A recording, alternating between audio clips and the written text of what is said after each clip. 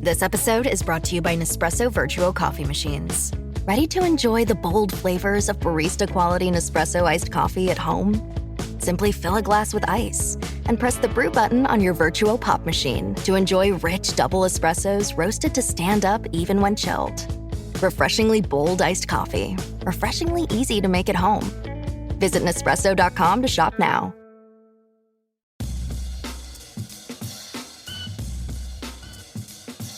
War Eagle, and welcome to another edition of Ever to Podcast, our regular get-together and an audio show to catch you up on the latest Auburn news, discussions, scuttlebutt out in social media and out and about, being a part of the Auburn family and the Auburn experience, which is all about Auburn sports, Auburn culture, Auburn family stuff. Say it with me. If it's orange and blue, it's what we do. So thank you so much for joining us in what we're going to be doing today here on Ever to Podcast, episode 57. Today's date is August 26, 2025. I know that date means a lot to you because we are just counting down the days to Auburn football. I'm your host, as always, Kyle Loomis. Today we're going to talk about, obviously, the prep, the game week. It's here. It's finally time. Let's get into this thing. So we're going to discuss that a little bit today. There is some sad news that we want to update you on that I'm sure many of you have heard about.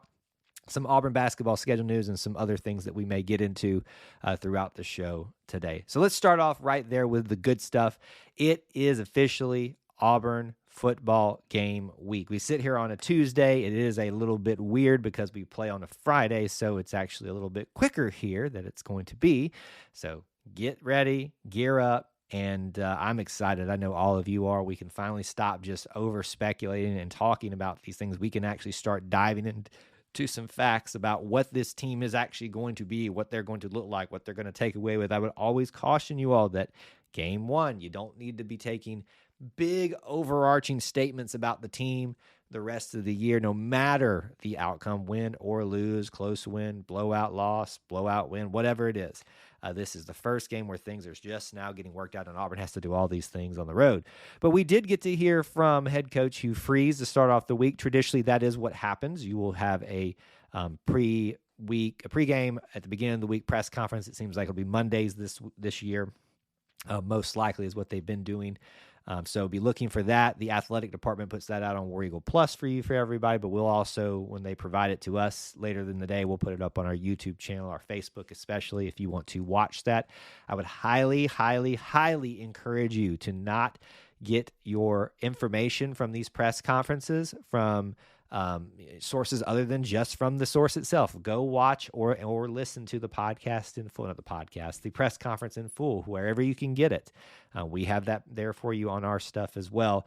That way you're not succumbing to narratives that are sometimes pushed in a certain direction to generate interest, to generate clicks and things like that. And it's just the nature of content creation. I'm not faulting anyone for doing that, but I just find more so this is a area where Auburn fans need to be a little bit more knowledgeable and a little bit more prepared to rationalize some of these things, the facts rather than the emotions of what a statement is. Here are some of the things that were discussed as we prep for Baylor week from that press conference.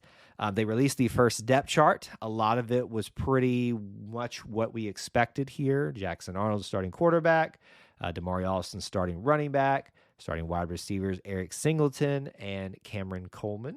I don't know why I called him Cameron. It's Cam Coleman. But probably what was a little bit of a surprise for everybody was the fact that technically Horatio Fields was listed first as that third wide receiver slot. There is an or there with Perry Thompson, and there's a lot of ors on this list, which we'll talk about in just a little bit, or this depth chart. But that's a lot of people were shocked by that. And I don't know why, because once again, if you do your due diligence and your research and you'll listen to press conferences and interviews, they've been telling you this all off season. Jackson Arnold told you this, how much he really likes throwing to Horatio Fields. I think that's not a shock that he finds himself well positioned to have playing time. And the important thing about this is the depth chart is only really for the fans and for the media. They are going to do what they want to do. Hugh has been very adamant about that's just a formality. He will throw out there who he feels at the moment he needs to throw out there in whatever slot that needs to be. Obviously, some things are secure at this moment, like quarterback, but that's how it works. So we talked about Horatio Fields. So there was some discussion about Alex McPherson in in this press conference. And I'll be honest with you, and this is why I always want you to make sure you listen carefully, but also, take some time to digest what was said. I walked away from his conversation when he was asked about McPherson and how he's doing, his health, and didn't think there was really anything major overarching updates, but there seems to be in some indication, maybe I just blew past what Freeze was saying, that there has been a drop off in his health again and his strength. Unfortunately, with that issue that he is dealing with his gastrointestinal issue. So that may be at play. It looks like we may have to kind of just play it by ear for now, but I hate that if that's the case for McPherson, because he has worked so hard to get back to where he is. Hopefully he'll be fine and be able to play. I talked about there's a lot of oars on that depth chart, meaning there's a lot of oars on the depth chart for the defense. Pretty much all positions, everybody that was listed there is going to play significant minutes. It's really a situation where Auburn is that blessed with talent there that they can rotate people in, and it's just kind of a formality of who gets to run out there first. Those are kind of the big takeaways from that particular press conference, that depth chart. I would once again highly encourage you to go watch it. We have it available for you, especially on our YouTube channel. We'll have some more discussions this week about Auburn and Baylor, I'm sure, as we approach game time. Game week 1, folks. It's here. Get excited. Let's cover some sad news, and this is really important news too. Most of you will be aware that if you have been to an Auburn baseball game or even an Auburn softball game, that there has been a loud voice for decades ringing out amongst the fans, leading cheers like Auburn Tigers, and doing it with lots of volume and just every bit of passion that you could have. The sad news came through Monday, and I think it transpired before Monday, but started to circulate fully, that Auburn, I'll call him superfan, Mike Cooper, known as the helmet guy. He was the older gentleman that you would see standing up with a baseball helmet on, an old batting helmet, or coaching helmet, I guess you might call it, the hard helmet. That would lead cheers and get the crowd going at baseball and softball games. He has tragically passed away too soon. There are some details out there about what may or may not have happened, but I obviously don't have that confirmed. So that's not what's important here. What's important is that the Auburn family has lost a great one, has lost someone that they love to see, love to hear at those venues, and I'm sure at other sports as well, but certainly that's where he made his mark and made his name.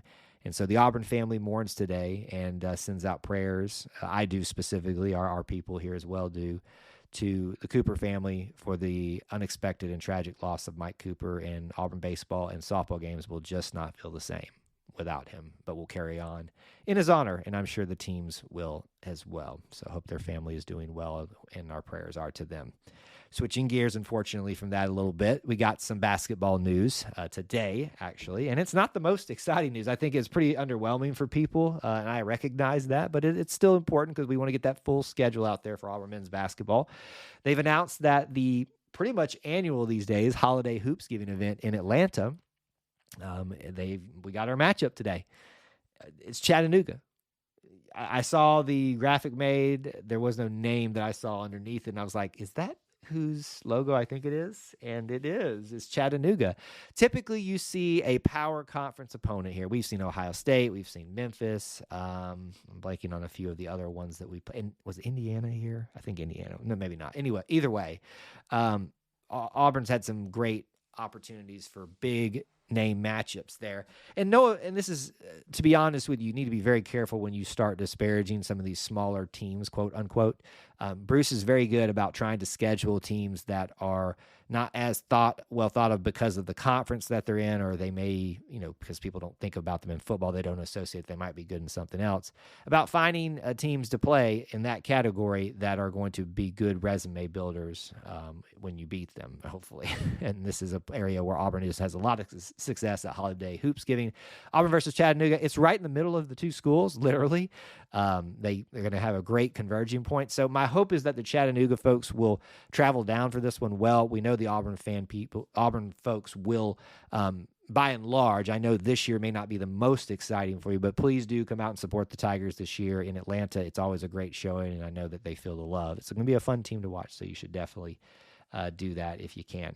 And lastly, maybe throw a little plug out here. We, by courtesy of the athletic department, got to view the docu-series Unspoken Part 1, chronicling the 2010 National Championship football team.